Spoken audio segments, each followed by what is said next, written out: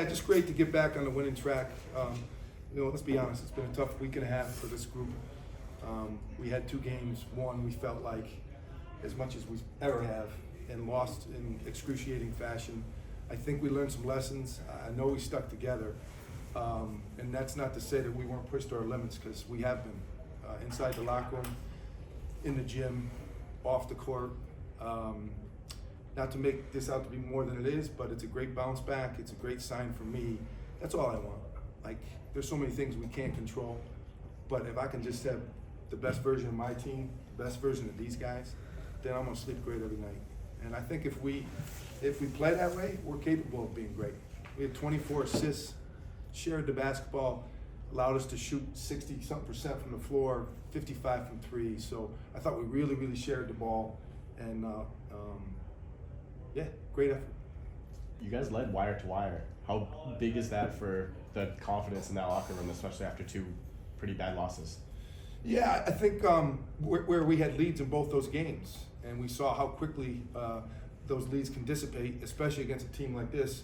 There's so many possessions and they play so fast. So if you do let down your guard, it's going to be, they're going to make up ground quick. So I was proud of my guys, not just for establishing the lead, but playing well with the lead and sticking with it. But we learned a tough lesson at New Hampshire, so obviously that stuck with them. Where did this offensive explosion come from? I mean, you guys were almost putting up 100 with 5 minutes to go. Yeah, part of it's their style, right? I mean, they lead, they're top 10, top 15 in the country in possessions. So it just provided a lot of opportunities for us, and our guys handled it well. They threw a zone at us. They trapped our ball screens, which if you don't handle it well, could really force a lot of turnovers. These guys kept the floor space. They were strong with the ball. They met their passes. And if you don't turn us over, we're going to turn those into quick points on the other end. I thought what you guys did really well with the traps was you found the guy you needed to find to make it work. Yeah, we worked on that in practice. That's what coach was emphasizing all week. Because last time we played them, we struggled with it a little bit. So we emphasized drawing 2 and just getting off of it and letting if I'm at the 4 making a play, or whoever's at the 4 or 5 making a play. So about 13 minutes left. You guys made a bucket, go up by 14, and then UMBC takes a timeout. Did you two or anyone in the huddle really have that idea in their head from we gave up a 15-point lead against UNH? Do you guys have that in the head, like we have to keep our foot on the gas, or you guys not thinking about that at all? Yeah, that's something we think about every game. Just keeping our foot on the gas. We let 2 slip away, but that's definitely always in our minds. Just keeping the foot on the gas, not letting up just because we up 15, 17, whatever the score is. Just doing what we do, so. You pacing yourself, or are you gonna? Oh, no. He's doing an amazing job. Thank you. Yeah. Well, yeah, like you said, Max, how good did it feel to come out and score 30 tonight after a tough stretch? I don't really care about the 30. I'm just happy about the win, to be honest. Us playing at that level that we play at, playing the right way. Anytime we play, we can always get a win like this, putting up 100 points. Just like Coach Duke said, man, we play the right way. Like, we're one of the best teams in this conference by far. So just had a bumpy road, just got to get back to what we're doing. And Max absolutely means that, and I know that, and that says a lot. When one of your best players has that type of selfless attitude and puts winning ahead of himself. It's the same thing with a trap on a ball screen.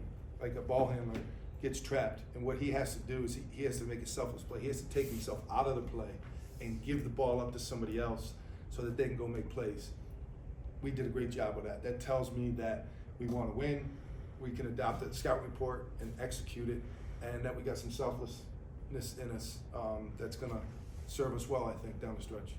Based on the week and a half, was tonight more like a draw a line in the sand and say enough? I guess you could say so, but I say we said enough after the UNH game. We knew from then on, every game is important to us. So from there on out, every game we got to bring the dog in us, just like you seen today out of me. I'm yelling, screaming. That's gonna come from everybody eventually. We've had to draw more than one line in the sand. Was Louis Jordan getting under the bench's skin? He seemed to kind of be going after the bench a few times over the course of the game. Wasn't anything that he doesn't even know who he is. So. It's all part of the game. Yeah, it is. You're gonna get some of that. Yeah. Emotions are high. Guys are talking back and forth, but there's nothing but respect between those two Right, programs yeah. and between the coaching staffs. So Martin set a D1 program record tonight for assists. Can you just talk about his contributions? I didn't know that. Yeah, he had 13. That's great. That's awesome. Yep, because he scored a bunch of points against them down there. So he obviously didn't come in with that, I'm gonna do this again. He just kind of read the game plan and he made plays and he found you so many times. He got off the ball so quick. And what you do when you got guys like that, you turn to a double team. Now we've got 4-on-3 on their 3. And Martin did a great job. Q made some great plays out of the trap as well. But that's a good number for Martin and that's a good number for us. We know he can score, but he's got to run our team. He's got to get guys the ball. He's got a lot of responsibility on his shoulders. And yeah, I felt like he played really well, and that number is indicative of that. Q, you missed a couple free throws early. How do you get that out of your head and still go for a good shooting night? Next shot mentality. You know, I put a lot of time in my game. You know what I'm saying? So it's like next shot mentality. I don't really think about it. Thanks, guys. Yep, thank you. Thank you guys.